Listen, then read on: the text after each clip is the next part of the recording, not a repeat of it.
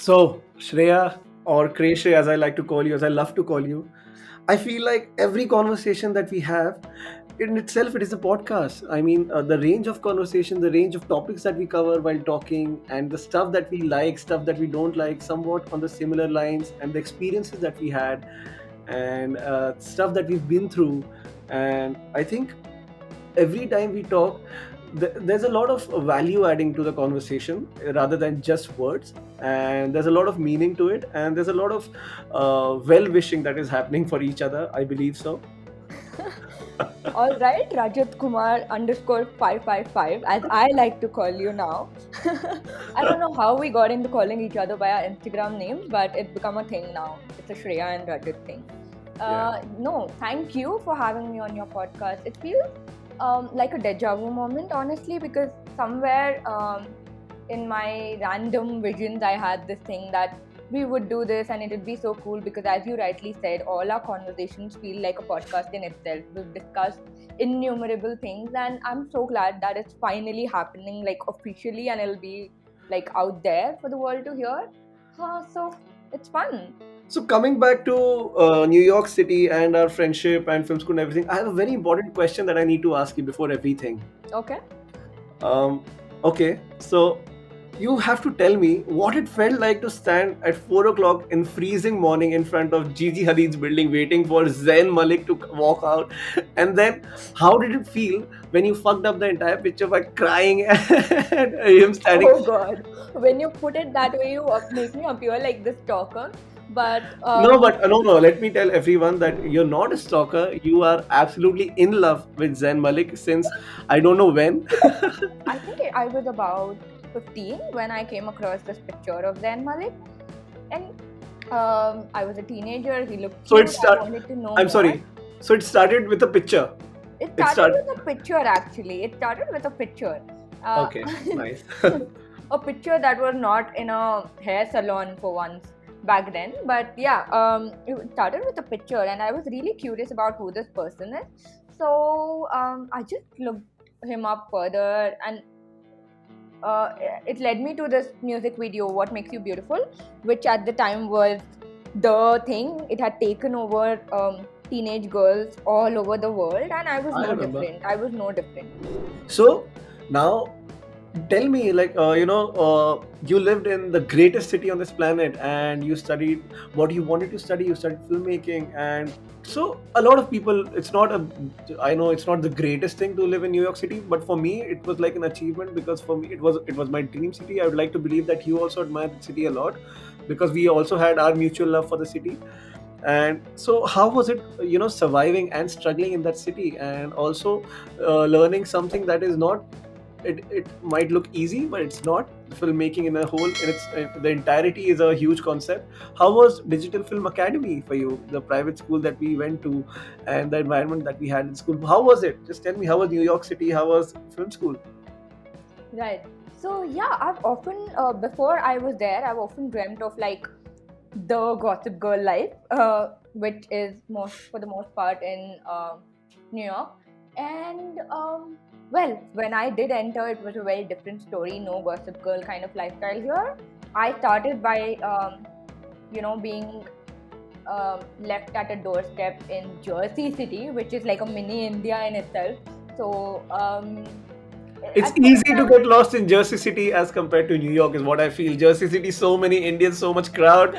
was New York is much more organized, is what I feel, honestly. Yeah, so well, starting from there and then, making visits to the city and then familiarizing yourself with how things work in the city, and then, eventually making a move and exploring Manhattan in all its entirety was, it was growth. It was like, to put it simply, that was growth. Like, because as somebody who had never lived in a hostel or has never lived by myself for that big a part of my life, that was a big change, and um, it made me independent in its own way, but at the same time it also um, made me dependent on this whole happening lifestyle where you are always on the go and you're looking for like the next most exciting thing that's happening, because it's New York. There's so much happening at once. There's this big elephant in this room that we want to address, and this is the big elephant that I'm talking about. and a book of poems, which is very unusual, as for a person who's around my age, and and I'm completely bowled over by the book, and I'm completely inspired because the way you have written everything. Just tell me, like, why did you write a book of poems? You could have, I know that you write essays. I know you write essays also. You write, paragraphs, and it's not just poem for you. It started this way. Like my grandfather, his name is Vittal Rao Beherat. He used to read a lot of newspapers, and he had this book of quotes that he had collected over the years. Because in that zamana there was no computer and internet. He would just take it from different magazines and newspapers and save it. That was full of like life lessons, the treasure chest of life lessons. And more often than not, there would be poetry as well in it. So there was this one time I remember very clearly in my head that there was a poem by Atal Bihari Vajpayee about love for India, and it was just a patriotic piece around some like Independence Day or Republic Day, something that was published in the newspaper. Right, right. And my grandfather, uh, he read it out so passionately to me, and he's like, "This is the kind of love you should have for your country." The words, the kind of emotions, and where they came from impacted me very greatly, and the expression of um, the love one holds for their nation. It felt so pure and so beautiful that Right. I started doing that very often whenever I would love something, or whenever something would have an impact on my internal world or my feelings. Uh, it felt like a very soothing or cathartic experience. So in my teenage years, whenever I would go through a breakup or something would hurt me, like school or something, I would just write about it, and it would be out of my mind. It would be out of my system. So that whole experience, the whole process of getting things out of your mind, that something that has been bothering you for so long, just out there on Right. paper where it's gonna be safe. Nobody to judge, Right, right, nobody to tell you that this shouldn't be this way, this shouldn't be that way. You are just allowed to gain more and more clarity about your own thought process. Was very magical for me. I've seen one thing that there are a lot of pages on Instagram and Facebook where there are poets coming and writing, and and penning down their thoughts and everything, and there's this community building. But I think, I don't know. I would like to know it from you, that how is the scene for poets happening right now? Like, are poets dying, or is that Instagram helping poets to, or to build a different place for themselves? So, when you speak about how the poetry scene is right now, I think it's evolving every single day, because, like earlier, it was just reading, and there were people who would narrate poems. But I think in the past couple of years, the spoken word genre has really like Evolved. skyrocketed, with more and more people performing their pieces now. Do you have any template for yourself to write a poem, or do you have any structure in your mind, or you just, what do you do? Do you just take a book and just start writing? And how does it go for you? The thing with poetry is that's one thing I don't try to do. I just do it. So I'm not trying to express something using like 3 pages worth of words, or trying to express something using just 4 lines. It just, in that moment it happened, It and comes to you. yeah, it just happened, and I feel like it did justice. So I put it out there. Having said that, I'm not sure if I'm happy with each and every poem that's in the book, but I Right. knew that putting them in that exact order told a story in itself when you look at the book as a whole. Right. And I think that is what sets it apart from randomly posting on Instagram and Right. putting it out as a book. So for me, speaking of that journey, when you read the book also as different poems, it still expresses or showcases one story.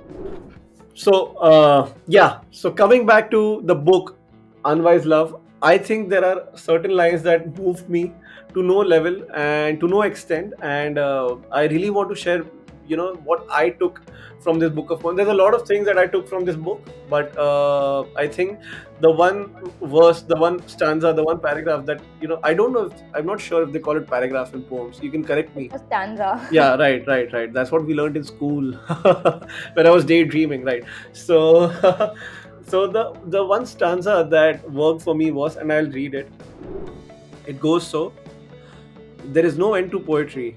Some poems are just shorter than others, just as there is no end to infinity. Some infinities are just smaller than others. And ours was that which was fleeting fast, since the very start, a cosmic collision, beautiful even in its destruction. Wrapping up this entire thing, I just want everybody to know that the book Unwise Love is available on Amazon, and one can buy the Kindle version and also the book version, the paperback version. And if you want to add something, Shreya, please go ahead, Krisha. First of all, Rajat, thank you so much for having me on your podcast. This has been a great experience, not just because it's been a platform for me to express myself, but also because it's given me a lot to think about. Secondly, to all the listeners, I hope you get my book and that you find something of value there. Whenever you do read it, please reach out to me and let me know what you think of it. I would love to hear from you.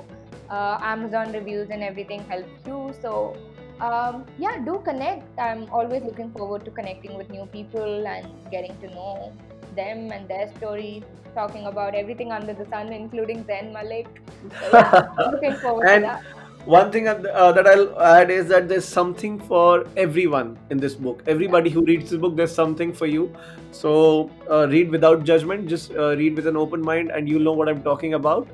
And yeah, thank you so much, Kreshe, for gracing my Oh, first podcast so and honored. being the first guest on my podcast.